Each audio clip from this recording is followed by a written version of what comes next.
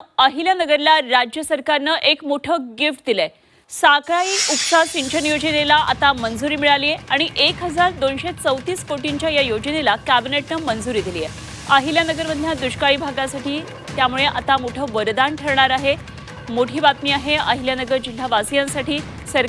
राज्य सरकारने एक मोठं गिफ्ट अहिल्यानगरसाठी दिलेलं आहे। साकळाई उपसा सिंचन योजनेला सरकारनं आता मंजुरी दिलेली आहे आणि त्यामुळे 1234 कोटींच्या या योजनेला कॅबिनेटची ही मंजुरी मिळालेली आहे। या भागातल्या नागरिकांसाठी निश्चितच ही दिलासादायक बातमी आहे। अहिल्यानगरमधल्या दुष्काळी भागासाठी हा निर्णय म्हणजे एक वरदान ठरणार आहे।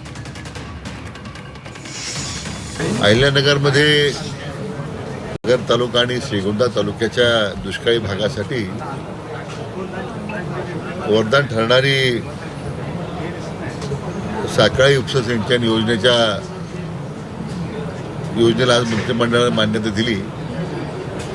साधारण 10,000 हेक्टरपर्यंत शेतकऱ्यांना त्याचा फायदा होईल आणि साधारण 1234 कोटी रुपयाची योजना आहे। गेली 7-8 वर्ष या योजनेचा पाठपुरावा आम्ही सर्व करत होतो आणि मला या निमित्तानं मनापासून माननीय मुख्यमंत्री महोदय देवेंद्रजी फडणवीस साहेबांचं विशेष आभार मानायचे आहे की या योजनेत सर्वेक्षणाचं काम त्यांनी सुरू केलं होतं आणि आज योजनेला अंतिम मान्यता त्यांच्याच माध्यमातून मिळते।